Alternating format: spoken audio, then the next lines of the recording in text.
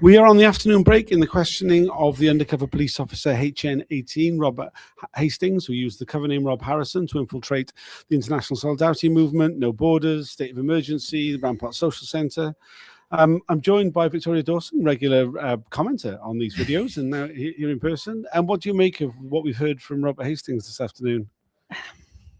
He's an interesting character, isn't he? For probably all of the wrong reasons. Very really. much the wrong reasons, I'd say, yes. Yeah. He is... It's interesting the way he's using his language, the way that he's kind of...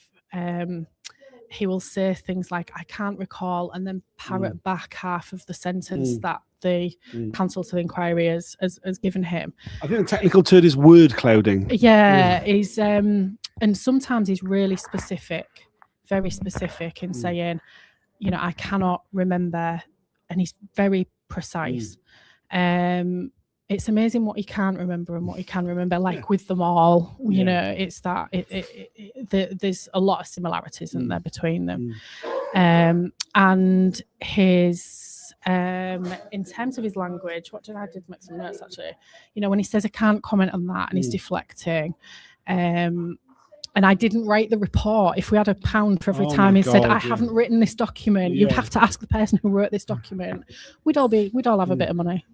I mean, he's literally, he's being asked to comment on it. He says he can't comment. It's about him. It's a document about him. And he said, well, I didn't write it, so I can't comment. Of course you can bloody comment, Rob. What the hell are you on about? There's a thing about context. That's the other word we've heard a lot of today. So he wants to provide context. He's very much about providing context, but when it comes to the context of his own deployment, he's got no clue. And that's kind of how it's interesting, because he's saying context is really important, but you know, the context of legislation in relation to the job that I'm doing, you know, not a clue. Well, yeah, no, he claimed to have no knowledge of the Human Rights Act, the Regulatory Investigative Powers Act. We were taken through a lot of his reports. A lot of them. There was stuff about the visit of the family of Rachel Corrie, who was murdered by the IDF while they were demolishing homes. He also attended a vigil for Tom Hundle. Tom Hundle was murdered by an IDF sniper. He met the family of Rachel Corrie. He claims he can't remember what he talked to them about, but he says he does remember talking to another undercover officer, one of the closed officers we're not even allowed to know the HN number of, who he said, how abhorrent it was that he'd had to meet them, and that they must have been appalled if they knew that he was an undercover officer. We saw some of his reporting on the John Charles de la Mendes family justice campaign. Interestingly, he was told, and we've got a paper trail for it, he was told not to report on any privileged legal advice or sensitive information about the family justice campaign. He does continue to report on them. I mean, certainly it's not that detailed. It's about activists. It's because this activist was involved, and he's a political activist, which he uses as like a synonym for a criminal. It feels like very much. Yeah. I mean, he's been incredibly rude to the Council of the Inquiry on multiple occasions. Yeah. To a level to which I'm not really used to seeing really at the inquiry. There's a real level of contempt underneath everything he says. He has spoken over her a few times. It then occasionally does call her mom. But yeah, he's really not happy, is he, about being here and being questioned? And yeah, for me, it's contempt. I feel that that's underlying it all. Yeah, well, I mean, we saw some of his some of the posts that he put on Urban 75 in his Boogie Boy handle about where he's like making like what actually appeared to be perfectly reasonable points at the time. And he's like, well, that's not me. That's the identity. That's my legend. I'm furthering my legend. It was important to post on Urban 75 to further my legend, which seems mental. We saw some of his emails, one of which was him drafting a set of principles for the ISM, which really goes to the heart of the idea of, these officers weren't just, spying on these movements. They were taking an active role within them. Absolutely. And he claims he can't remember sending that email. And it's a bloody long email. It's a really long email. I mean, an email like that would take at least half an hour to draft properly. Yeah. Interesting that he with the Jean-Charles de Menezes campaign, he says, oh, well, we needed to know if other groups were going to subvert their campaign. And actually the Council to Inquiry then sort of said, suggested that actually they were protecting the campaign. However, the police themselves, the undercover police, were subverting other campaigns. You know, so well, we need to protect this campaign. Well, you were subverting others, so you know, it's just cherry picking. It's just it's a deeply offensive idea. The idea that somehow family justice campaigns have got no agency, and that these activists are there kind of like ready to like take it all in the wrong direction. It's offensive, and also it's bollocks. Do you know what I mean? Absolutely. Like, there was no protecting of the family of Jean-Charles Mendes by the police. We heard from Patricia de Silva only the other week, who talked about the way in which they were being intimidated by family liaison officers, who were telling them not to speak to the press. So it was important for them not to complain. I mean, it was just, really, really. And offensive. ultimately, that's what it comes back to. We can't embarrass the police. We need to minimize the bad PR around this, and we need to protect the police's reputation.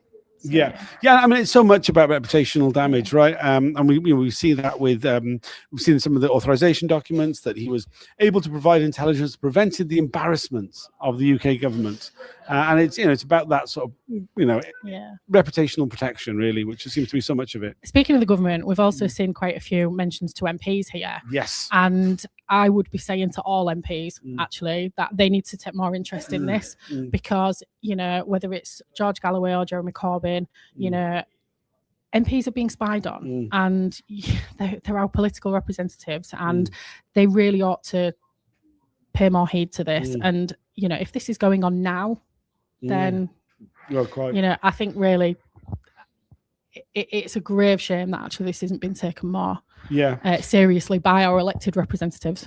Yeah, no, totally. I mean, it's very clear as well, Robert Hastings, who he talks about, like, there's been some coyness in the past by undercover officers of, we weren't really meant to spy on MPs, but because they'd been there and they gave a speech, I mentioned they were there. He was like, well, George Galloway would always be of interest because of his role as an activist, and Corbyn's always of interest because he would be somebody who was courted by these activist groups. And I mean, like, literally with the Corbyn one, is he's organising an event in Parliament for the family of Rachel Corrie. But that's it's very important apparently that this was reported on because it shows that the ISM were involved. I mean, he claims because of ISM involvement, everybody's like a legitimate target. That's the excuse for everything. That's right throughout this afternoon. Well, it was the ISM, it was because the person was linked to the ISM. Yeah. And let's not forget, earlier on today, he had to admit that he never found any unlawful activity being done by the ISM at any point. He never found them doing anything other than what they purported to do. And this idea that he was like, sniffing out Islamic terrorism. I mean, it would be a joke if it wasn't so appalling what he got up to, And we've had some interesting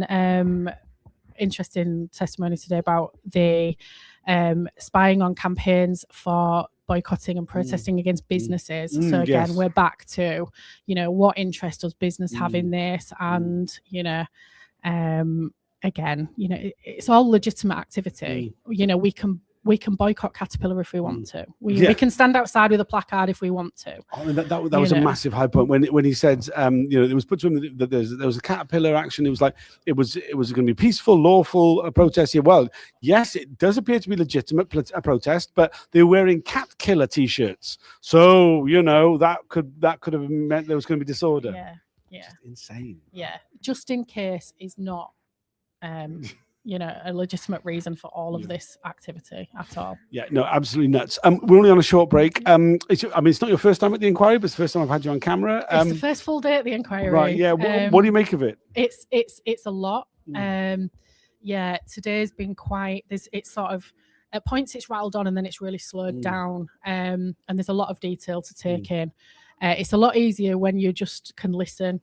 And you're not having to then remember for these videos, but no, it's a really interesting process, and I would definitely say to anyone who's got an interest to come down and see how it works, because it's fascinating for the content, but also for the process and everything that goes on as well. So it's and for me, I'm here because I just feel like it's important to bear witness.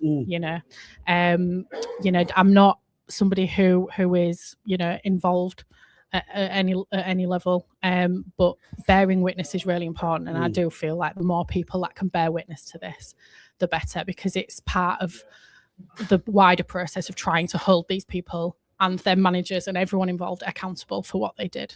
Absolutely, I would echo that massively. I mean, I really do feel that like the more interest there is in the inquiry, the harder the inquiry works to do a better job. And we can certainly see that in the early days of the inquiry, when it was, you know, nothing was being recorded, nothing was being kept, that, you know, and there was very little interest. And compared to now, that they're making much more of an effort to realise that the public are interested on one level.